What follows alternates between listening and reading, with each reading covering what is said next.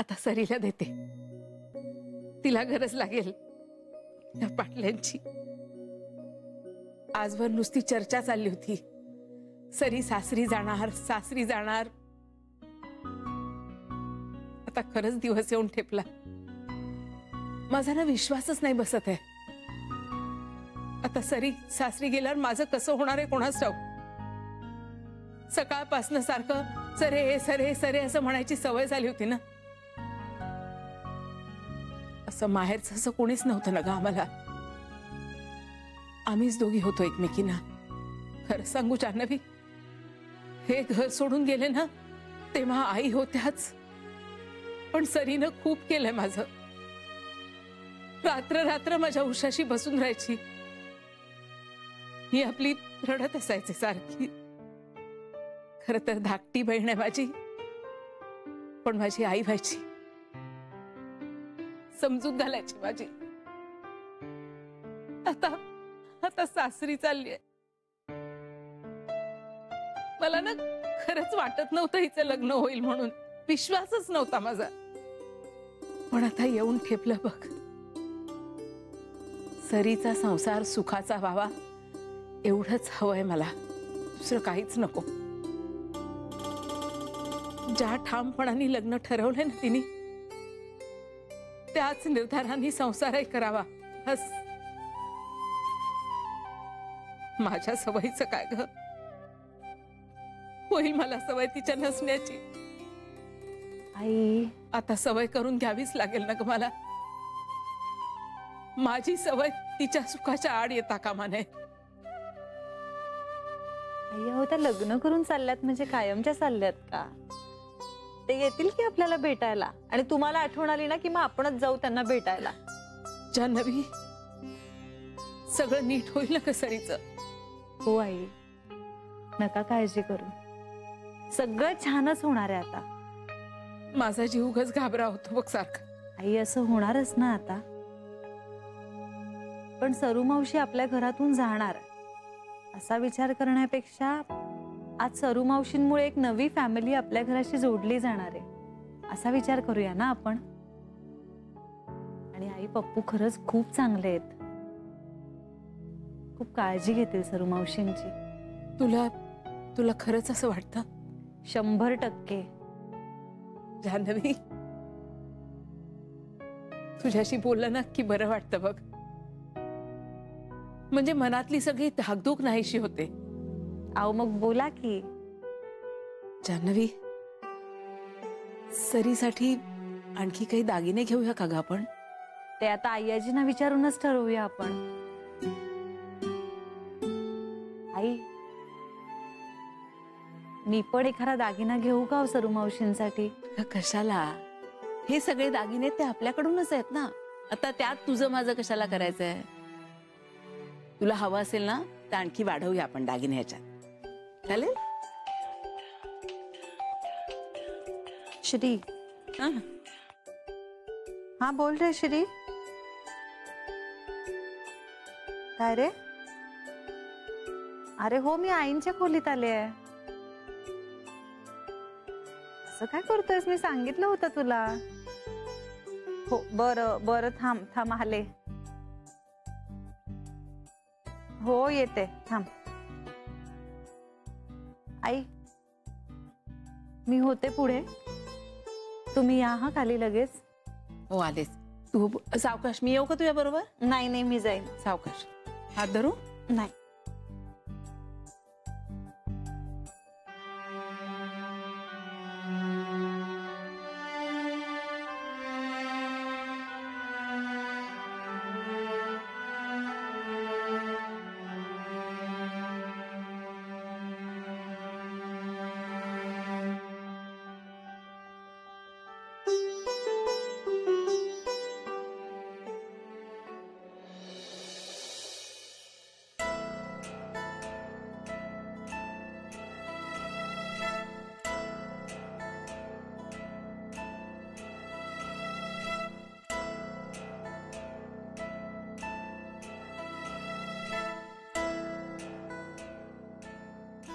अगं सुनीता, अगं मला साखर आण ग बाई. मला काही मधुमेह झालेला नाहीये. असा बिन साखरेचा चहा प्यायचा म्हणजे ना तोंड नुसतं कडू कडू होत.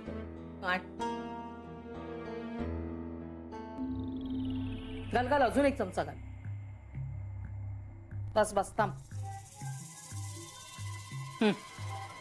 आत्ता बरोबर आहे.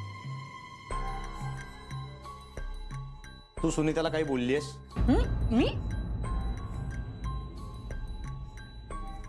मी कशाला काय बोलू? नाही, कालपासून रडते ती.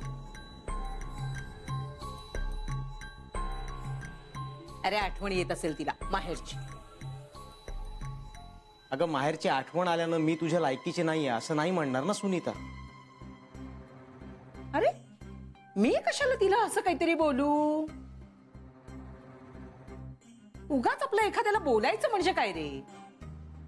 थांब ना. ए सुनीता, सुनीता इकडे आहे का? इकडे इकडे इकडे.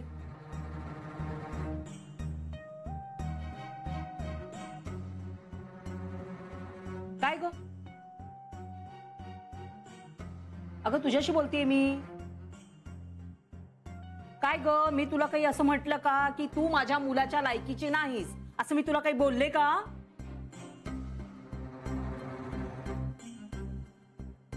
का आता आई आणि मुलामध्ये भांडणं लावून देणार आहेस?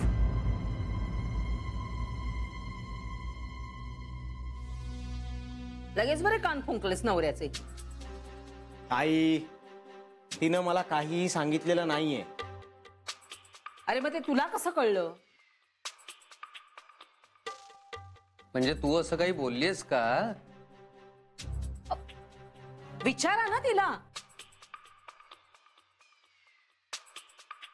विचारा, तिलाच विचारा तुम्ही. हा सूर्य हा जयद्रथ समोरासमोर होऊन जाऊ देत काय ते. आणि मी कशाला तिला असं काहीतरी बोलू? मला सांगते, मी जर काही असं बोलले असेल ना तर आत्ताच्या आत्ता अगदी पाताळात जाईल मी. कला, तुझ्या पापाचा घडा भरला नाहीये अजून, पण तो जेव्हा भरेल ना तेव्हा हेच होणार आहे. झालं?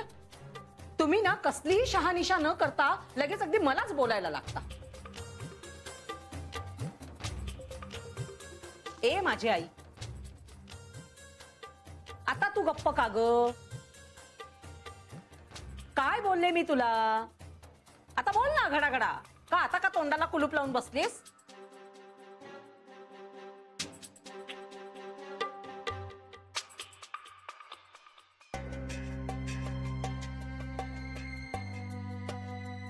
कला, तू असं काही बोललीस का? आओ, लायकी बेकी असा शब्द सुद्धा काढलेला नाहीये मी तोंडातनं. मी आपलं तिला जानू बद्दल बोलत होते. म्हणजे काय, मी तिला सांगत होते की माझ्या जानूला ना खूप सारे श्लोक येतात, अगदी तोंडपाठ आहेत तिचे. काय ग, खरं की नाही? हेच बोलले की नाही मी तुला?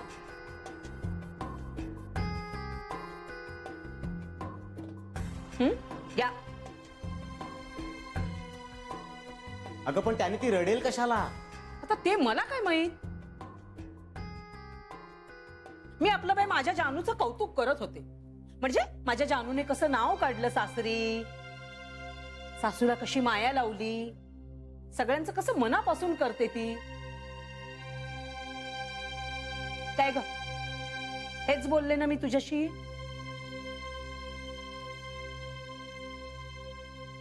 हा, त्याच्या जानूचं कौतुक केलं, त्याचा हिला त्रास होत असेल तर त्याला मी काय करू?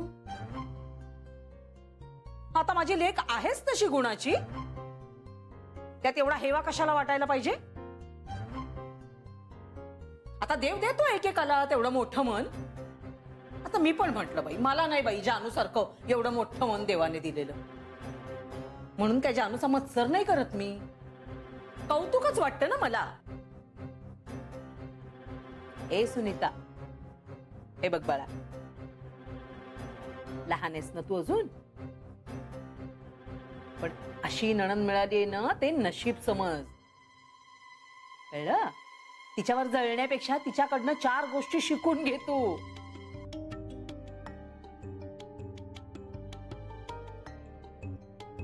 नाही, माझ्यासाठी नाही, तुझ्यासाठी. तुझाच फायदा होईल त्याने. कळलं ना? काय हो, काही चुकीचं बोलते मी?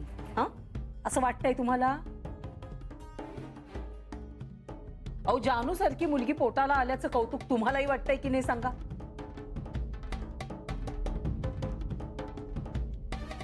आता जानूला मी काही जन्म दिला नाही, पण वाढवलं मीच ना. मला माझ्या मुलीच्या गुणांची कदर नसणार का? मग कुणाला असणार सांगा ना. काय रे पेंट्या, तुला अभिमान वाटत नाही तुझ्या ताईचा? वाटतो ना? वाटतो की नाही सांग? वाटतो, खूप वाटतो. हा, तेवढंच बोलले मी तिला. एवढं का ग मनाला लावून घेतलंस तू? आणि एकाचं दोन करून कान भरलेस त्याचे तू. आय बाई, कमाल आहे तुझी सुनीता. अग जानू नणंद आहे तुझी, कोणी परकी नाहीये. मला असं वाटलं की मी तिचं कौतुक करते ते बरं वाटतंय तुला. हा, आता तिच्या कौतुकाचा एवढा त्रास होणार असेल तुला तर राहिलं, जानूचं नाव पण काढणार नाही मी आता तुझ्या समोर. पण लेक आहे ती या घरची, तिचं नाव न काढून कसं चालेल? बघा बाई, ते तुम्हीच ठरवा आता. या मुलीशी बोलणं सुद्धा मुश्किल झालेलं आहे आता. चहा पण गार होऊन गेला.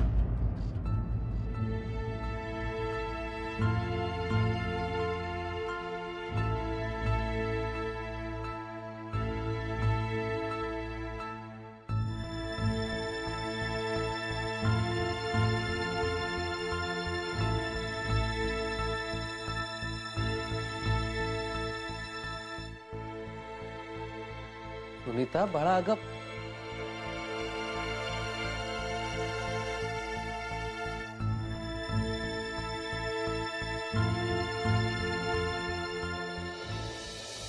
अरे हलू नको ग. अगं गुदगुली होते ना. गुदगुली जरा पेशन्स ठेव ना. हलतंय. अगं बेबी, तो बांगडीवाला हिचा चोडा भरून झालाय. आमच्या वेगवेगळ्या बांगड्या होत्या ना, संध्याकाळी घेऊन येईल तू. इकडे इकडे. हा, थांब थांब थांब थांब. हे मोकळं मोकळं दिसतंय ना. अगं, ते नाही दिसणार, नंतर भरीन सगळं मी. ही झाली. हा, श्री कुठे गेला? अगं, कांता बरोबर गेलाय. दागिने दागिने म्हणजे नवऱ्या मुलासाठी चेन आणि अंगठी आणायला गेलाय. कमाल आहे. मग मला का बोलवलं त्याने?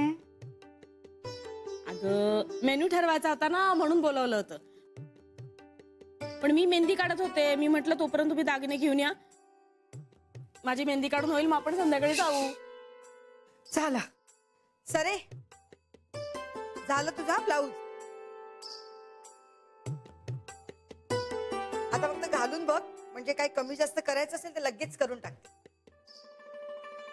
करता येईल ना मनस? हे सगळं संध्याकाळी. मेहंदी कशी मेहंदी असताना काढणार ती, आता ब्लाऊज काढणार. ठीक आहे.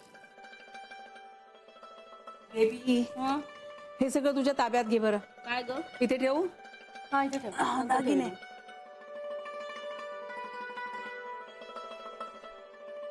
बरं जान्हवी, तुझ्या माहेरच्यांना बोलवायचंय ना?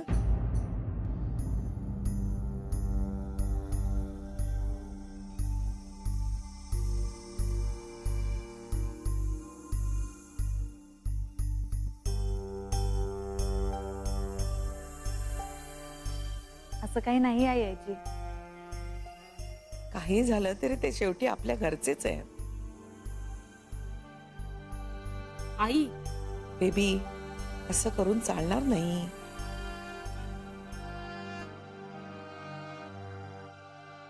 हयाजी, अहो खरंच असं काही नाहीये.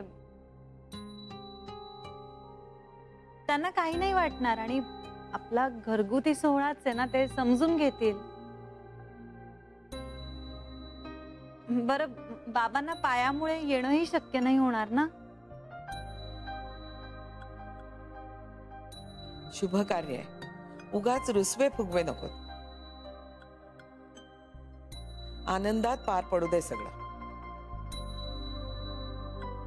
बरं, बाबांना पायामुळे येणंही शक्य नाही होणार ना? शुभ कार्य आहे, उगाच रुसवे फुगवे नको. आनंदात पार पडू दे सगळं. आई मला वाटतं आपण आमंत्रण करूया. यायचं की नाही ते त्यांना ठरवू दे ना. पण उगाच डोहाळ जेवणासारखं नको व्हायला.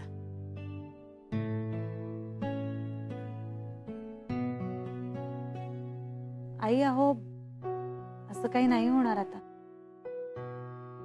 पण उगाच विषाची परीक्षा नको.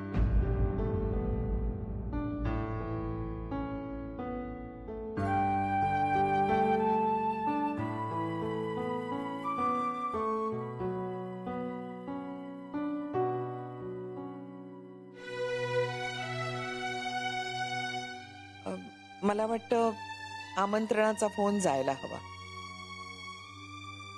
मी करते.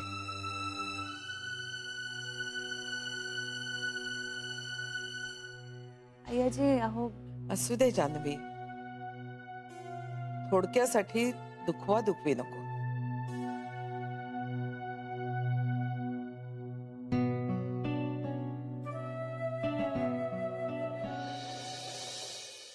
रोन्या, तुला बी तसंच वाटतं का रे? मग तू रडलीस का ते सांगणार आहेस का मला? ते कारण नव्हतं अरे रोन्या. आई खोटं बोलली? नाही, त्या समजा बोलल्या ते ठीक आहे, पण त्यांच्यामुळे नाही रडले मी. बघितलं सुनीता, तू मला एक तर तुझ्या रडण्याचं कारण सांगत नाहीस. आई खोटं बोलली का म्हणून विचारतो तर त्यालाही तुझं उत्तर नाहीच. त्याचा अर्थ हाच होतो ना, आई जे काय बोलली त्याच्यामुळेच तुला रडू आलं. अरे पण ताईंना जे काय बोलल्या तर त्याच्यामुळे नाही रडले मी रोन्या. मग कशावरून रडली सुनीता? मला नाही सांगता येत. अगं मग मला कसं कळणार? रोन्या, मला नाही सांगता येत. हे बघ, माझा आईवर विश्वास आहे आणि मी तुला जाब विचारतोय तर तसं काही नाहीये. आईवर विश्वास नाहीच आहे माझा. पण चुकूनही तू ताईशी स्पर्धा करायला जाऊ नकोस. रोन्या, तसं खरंच काय नाहीये.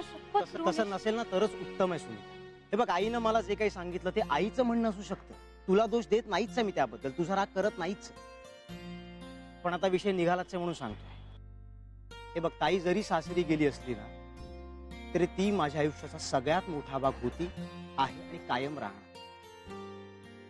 सुनीता, तू आमच्या घरात तुझं वेगळं स्थान निर्माण करण्याचा प्रयत्न कर ना ग. ताईचं स्थान घेण्याचा प्रयत्न नको करूस. ते तुला काय कधीच कोणालाच जमणार नाहीये. ताईशी ईर्ष्या करून तुझ्या हाती काहीच लागणार नाहीये. कारण माझं माझ्या बाबांवर, माझ्या ताईवर जीवापाड प्रेम. आणि जगात कुणाहीसाठी, अगदी कुणाहीसाठी मी त्यांना माझ्यापासून दूर नाही करू शकत. जर ताईचा राग केलास तर माझ्यापासून दूर राहशील. त्यामुळे प्लीज असं काही करायला जाऊ नकोस. प्लीज.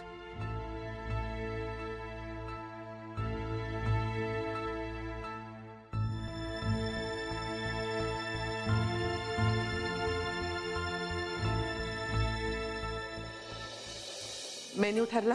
हो हो, सगळं ठरलेलं आहे आता. फुलवाल्याला बेबी फोन करणार होती, केला की नाही कुणास ठाऊक. कुठे आहे ती? हो खरंच की, बराच वेळ झाला, दिसल्याच नाहीयेत त्या. हो, नर्मदा कपड्यांचं बघतीये. इंदू सरूचे ब्लाउजेस शिवण्याच्या मागे. सरू दिसली पण बेबी कुठे दिसली नाहीये.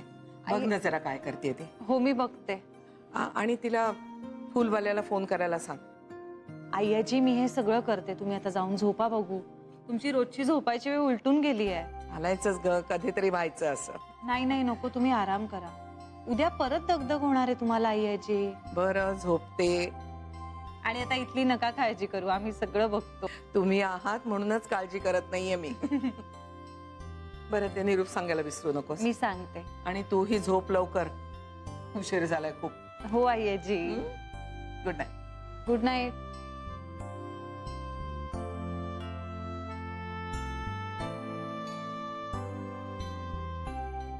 आई ग, ताप आहे का खरंच? पण मग काय नाटक करते का मी?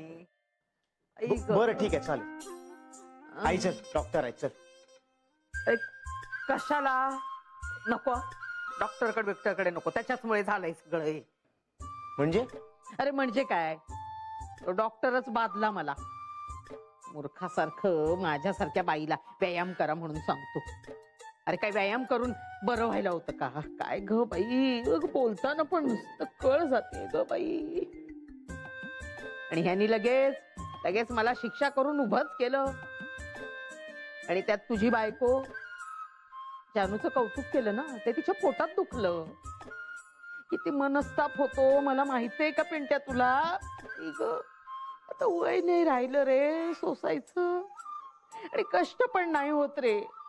अरे करायचे तेव्हा खूप कष्ट केलं मी. आता प्रकृती अगदी नाजूक झालीये माझी. आता तुला सांगते, ह्या वयात झाडलोट धुणी भांडी असं करायला लावलंस ना, 4 दिवस जे काही झगणार आहे ना, ते अगदी उद्याच मरून जाईन मी. आई आय उठा बरं, हे घ्या. आणलेस का खिचडी का? आई बाई बाई बाई. एनएच केली ना, त्यामुळे तुला काही फरक पडतो का? तुमचं ना आधी बोलणं बंद करा. माझा अर्धा जीव ना तुमच्या टोचून बोलण्यानेच जातो आधी. बर आता खिचडी का ती? चल नको रे बाबा. अरे मला चवच नाहीये रे तोंडाला काही ती खिचडीची.